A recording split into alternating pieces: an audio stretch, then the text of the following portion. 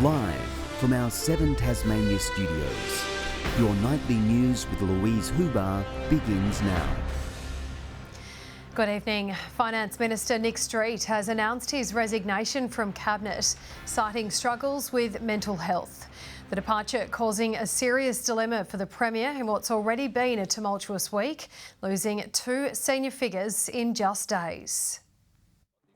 Nick Street has been open with Tasmanians about his battle with mental health, today making the call to put his well-being first. If I'm ever going to get back to 100% where I actually want to be, that I need to take a step back and take some pressure off myself in terms of workload. Overwhelmed by the support of his staff and most of all the Premier.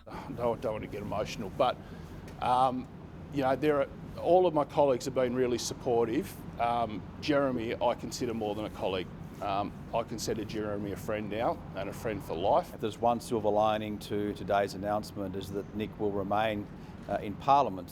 Mental health advocates and politicians commending Street's stance in raising awareness and reducing stigma. He today has lifted up so many people who are facing these challenges, often silently, and demonstrating the value of being open and honest. I consider him to be such a decent and honourable and kind person. We've got a good relationship, I think. I know from my side we do, and I respect him. The former Finance, Local Government and Sports and Events Minister leaving a larger hole for the Premier to fill in his cabinet reshuffle, with ex-Deputy Michael Ferguson taking a seat at the backbench earlier this week. There's no doubt that there is not a lot of breadth in experience. There is a huge amount of responsibility sitting on Premier Rockcliffe's shoulders. Jeremy Rockcliffe backing his colleagues to step up. I'm very thankful for the people again behind me.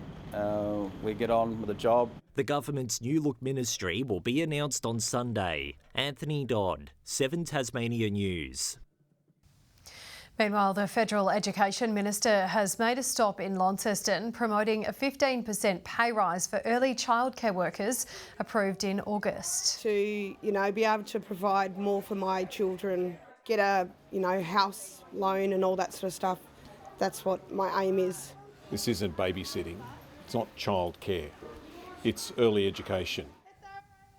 The new pay structure begins in December. The government is under pressure to urgently increase funding for Tasmania's Integrity Commission. The Greens say it's understaffed and needs more powers to investigate issues amid concerns inquiries are being delayed. They don't have the basics that are needed to function properly, and they certainly don't have the resourcing that they need to do their current work, let alone get started on the Commission of Inquiry recommendations. The government says it has already committed to reviewing the commission to find out how it can be improved. Police have charged 3 teenagers and a 12-year-old over a series of Metro bus attacks earlier this month. The 3 separate instances spanning from the 5th to the 16th of October took place in the state's south. It's prompted a reminder from authorities for anyone who witnesses illegal or antisocial behaviour to contact police. A top Tasmanian tourism icon is now on the market. The 170-hectare Brittisdoe Lavender estate at Nabola was listed for sale earlier this week. Tourists from all over the world flock to the site each summer, keen for a photo on the farm. The owners of 18 years deciding now is the right time to sell. It's just time to hand it on to the next custodians and give the next buyers an opportunity to further develop the property and the business. Expressions of interest closed on November 12.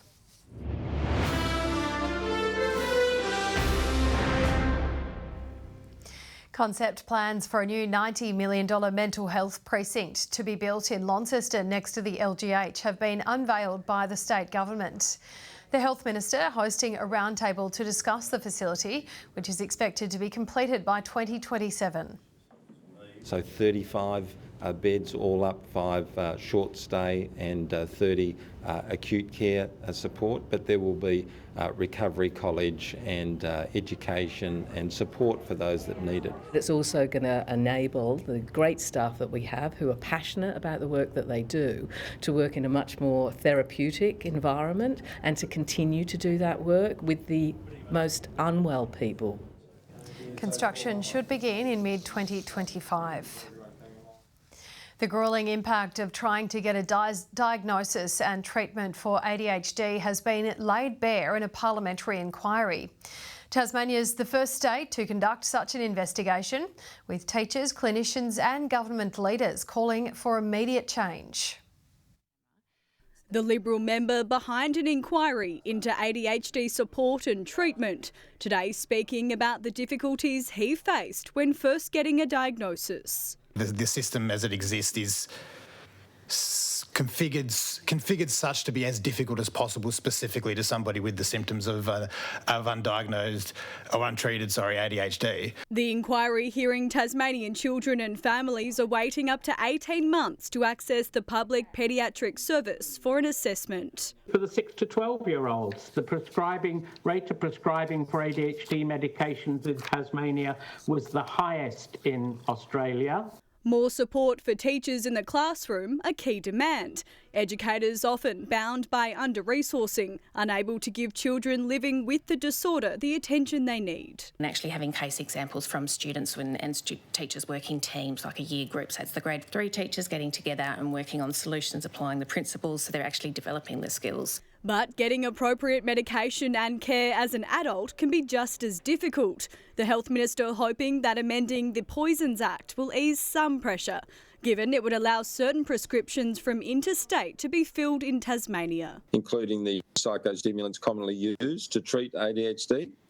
So we've heard feedback loud and clear. We will either attract or train GPs to become special interest GPs in ADHD. A final report and recommendations are set to be tabled in Parliament by March next year.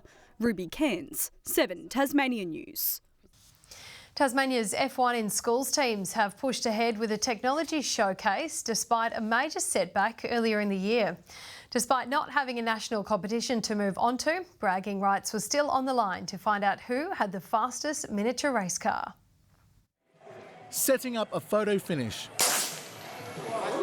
Tasmanian students celebrating and showing off their F1 in schools projects for this year. It's really important that the kids get to demonstrate and show the work that they have done throughout the year. In July, the federal body overseeing the program, Re-Engineering Australia Foundation, cancelled next year's national championship due to a funding shortfall. But schools, along with sponsors, got together to make sure students were still able to showcase their hard work.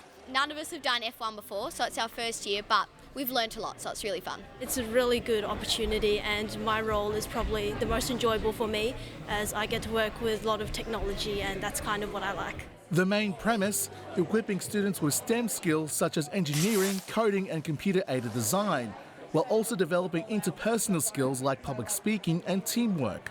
These Tasmanian students joined thousands of other Australians to find out if their miniature F1 car is the fastest.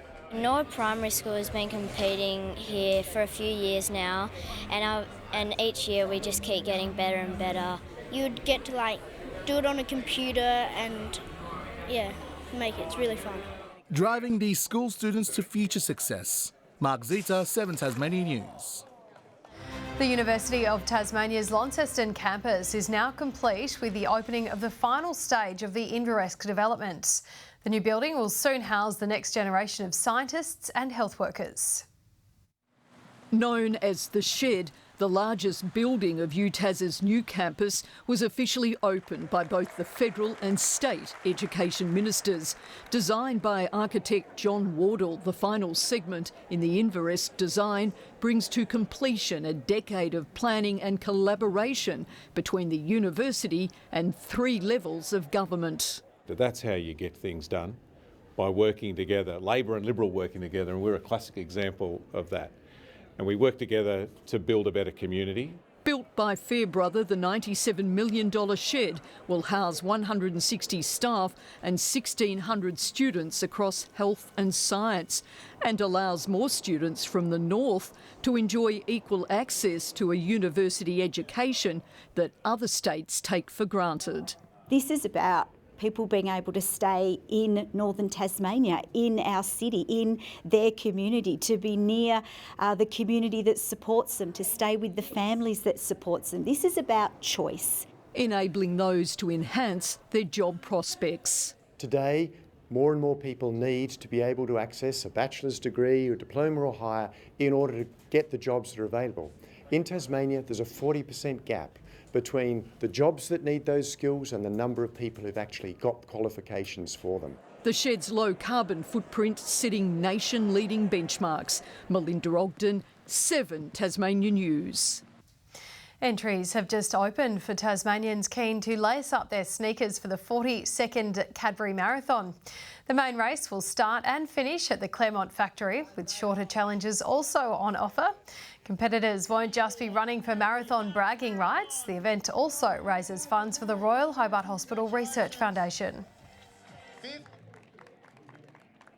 It brings people in from all over, and we're excited to be able to bring them into Tasmania and get excited about running. All of the funds go towards supporting research that helps Tasmanians and everyone in our community. So things from cancer research to dementia research to prostate cancer. The marathon will be held on January 11. Some of Tasmania's oldest residents have been treated to silver service and local talent at a long lunch for Seniors Week. The event hoping to spark connections between the generations. Tasmanian seniors given the royal treatment, spoiled and served up a delicious 4-course meal by students. It's been a very enjoyable day and lovely to see the young people involved. Soup, lamb, chicken, wine and mouth-watering desserts on the menu. The dining proving to be more than just fine. Very nice, lovely, thank you. The long luncheon, part of Seniors Week celebrations. This year's theme, intergenerational, bringing together the young and old. A really wonderful feeling of community, everybody coming together and sharing a meal, as well as talking, exchange of laughter. Giving seniors and students the opportunity to connect and share experiences. A lot to learn from them because they have wisdom that they could pass down to us. Proving age is just a number. Old age isn't all that bad. But for others, the same can't be said. It makes us realise I'm getting very old. The feast served up with a side of entertainment, providing both a happy stomach and heart. When I came in here and the girls were filing in, every single one of them was smiling at me. I thought, isn't that gorgeous? Rebecca Gaidaneris, 7 Tasmania News. Terrapin is taking its puppets interstate, with the story of Chi headed to Azazia Festival in Adelaide. The performance is a new work of magic realism, following the journey of a young girl and a teenage dragon. Because it's an intergenerational story, I think a lot of different ages will get something out of this play. In the work, you have this wonderful lightness and comedy and really beautiful visuals. The show taking to the stage from October 31 to November 2.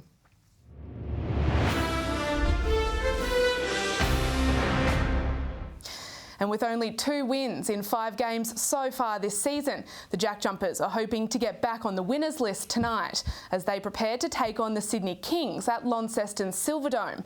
The team needs to get back to their old grit and grind ways after a 33-point thrashing from the Hawks last week.